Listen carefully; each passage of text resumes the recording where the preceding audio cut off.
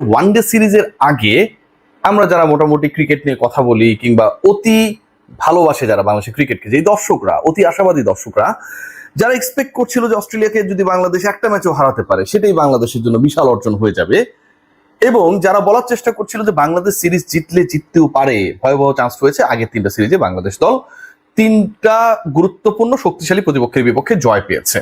এই আলোচনাগুলো যখন চলছিল, সাধারণ দর্শকরা কি এটা বিশ্বাস করতে পেরেছিল যে এমনও একটা দিন আসতে পারে যেই দিনটা আমাদেরকে football world cup, Argentina, Brazil, Portugal, Messi, রোনালদোদের আলোচনাকে কিছুটা হলেও দূরে সরিয়ে রেখে হলেও বাংলাদেশ অস্ট্রেলিয়াকে আরেক ম্যাচ জিতলেই হোয়াইট ওয়াশ করতে পারে, এরকম একটা সিচুয়েশন ক্রিয়েট হতে পারে? কেউ কি সেই এক্সপেকটেশনসটা করেছিল? কেউ কি একবারের জন্য ভেবেছিল? হ্যাঁ, পাকিস্তানকে বাংলাদেশ হারিয়েছে, পাকিস্তান দলের বিপক্ষে বাংলাদেশের সিরিজ জয়ের রেকর্ড তো এর আগেও ছিল। বাংলাদেশ এই 2015 সালে ওদেরকে ওয়ানডে সিরিজে হারিয়েছিল। বাংলাদেশ নিউজিল্যান্ডের বিপক্ষে টানা 3বার তাদেরকে হোয়াইট ওয়াশ করেছিল ঘরের মাঠে। সো ওয়ানডে সিরিজে নিউজিল্যান্ডের বিপক্ষে বাংলাদেশ জিততেই পারে, এটাও আসলে এক্সপেক্টেড ছিল। উইন্ডিজের এগেনস্টেও বাংলাদেশের জয়টা খুব বেশি এমন ছিল না যে আনএক্সপেক্টেড। কিন্তু অস্ট্রেলিয়ার বিপক্ষে, যারা বিশ্বকাপ চ্যাম্পিয়ন, যারা সবশেষ বিশ্বকাপে মাটিতে ভারতকে একদম চুপ করে দিয়ে, নিশ্চুপ করে দিয়ে, 1 লক্ষ দর্শককে চুপ করে দিয়ে 2023-এর ওয়ানডে বিশ্বকাপের শিরোপাটা ঘরে তুলেছিল সুপার প্রফেশনাল এই দলটার বিপক্ষে বাংলাদেশ একটা হলেও ম্যাচ জিতবে কিনা সেটা নিয়েও অনেকের মধ্যে সংশয় ছিল।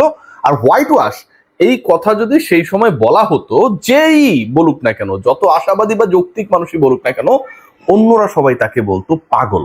আর কেউ কেউ বলতো, যারা বিভিন্ন এজেন্ডাধারী, যাদের বিভিন্ন এজেন্ডা ফুলফিলমেন্ট হচ্ছে না, যারা এখন নিশ্চুপ হয়ে গেছে, ইভেন বাংলাদেশ দল অস্ট্রেলিয়ার বিপক্ষে সিরিজ জিতে গেলেও তাদের মুখ থেকে ভালো কথা বের হয় না, এই ধান্দাবাজেরা, তারা বলতো যে এই লোকটা যে অস্ট্রেলিয়াকে বাংলাদেশ হারিয়ে দিবে, হোয়াইট ওয়াশ করবে, এই কথা বলা সেই লোকটা এ হয়তো কেনিয়া থেকে বা ঘানা থেকে এসেছে, এই টাইপের কথাবার্তা বলতো। যা হোক, তারা তো তাদের সেক্টরে আসলে সফল না, ওই জায়গায় এমন কোনো কিছু করতে পারে না যে আলোচনায় থাকতে পারে। আলোচিত হবার জন্য স্পোর্টস সেক্টর নিয়ে তারা মাঝে মাঝে কিছু কথাবার্তা বলে, মাতালের মতো। মাতাল যখন বেশি খেয়ে ফেলে তখন অনেক উল্টাপাল্টা কথা বলে, আর যখন তার চেতনা ফেরে তখন দুইটা ঘটনা ঘটে, হয় সত্য কথা বলে ঠিকঠাক হয়ে যায়, আগের গুলোকে ভুলে যায়, অথবা মইরা যায়। তো এই শ্রেণীর মাতালরা এখন বলতে পারেন মৃত। যাও, এদেরকে গালিগালাজ করে কোনো লাভ নাই, কারণ যাদের আসলে জন্মই হয়েছে গুমুতের মধ্যে, এদেরকে গালিগালাজ করে কি করব। যে আলোচনায় আসতে চাই, যে বাংলাদেশ দলটা অবিশ্বাস্য ক্রিকেট খেলছে। মেহেদী হাসান মিরাজের ক্যাপ্টেন্সি নিয়ে অনেক আলোচনা সমালোচনা থাকতে পারে, আমিও সমালোচনা করেছি। ভাই, the captain, he led his team to win the series against Australia. আপনাকে কাউন্ট করতেই হবে।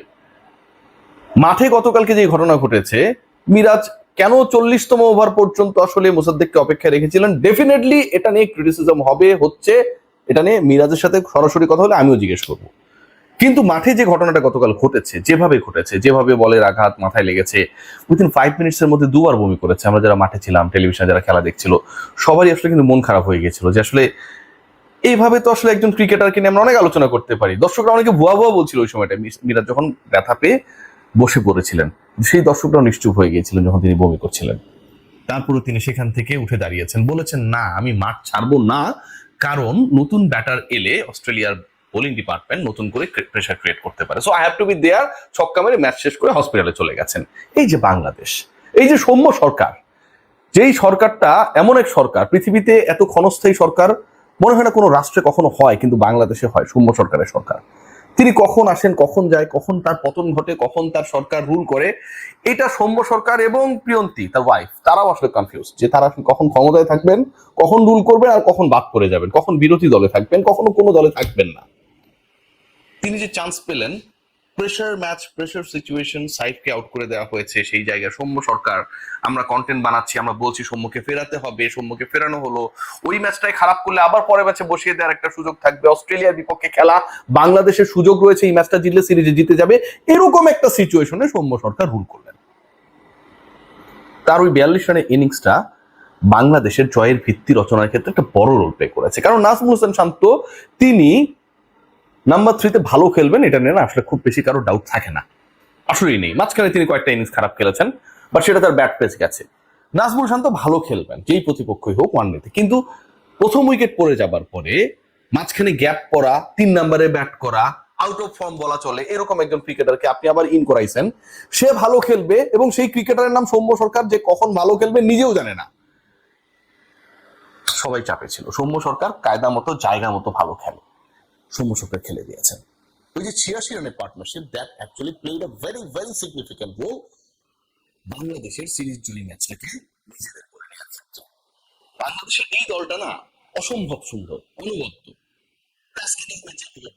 মোস্তাফিজ যেভাবে উইকেট নিচ্ছেন, রানা যেভাবে ভীতি ছড়াচ্ছেন, বাংলাদেশের পেস ইউনিটকে যেভাবে একজনের পড়া মুখস্থ করার পর অস্ট্রেলিয়া আরেকটা প্রশ্ন পাচ্ছে এবং কনফিউজড হয়ে যাচ্ছে যে কোনো দলের বিপক্ষে এই পেস ইউনিট এমন ভাবে ক্রিকেট খেলছেন যে বাংলাদেশ দল যেই মাঠে হোমে ক্রিকেট খেলে সেই মাঠ এবং সেই উইকেট সম্পর্কে প্রতিপক্ষ অস্ট্রেলিয়ার ব্যাটসম্যান, তাদের টিম ম্যানেজমেন্ট বলতে বাধ্য হচ্ছে যে আসলে উপমহাদেশে এরকম উইকেট বিরল।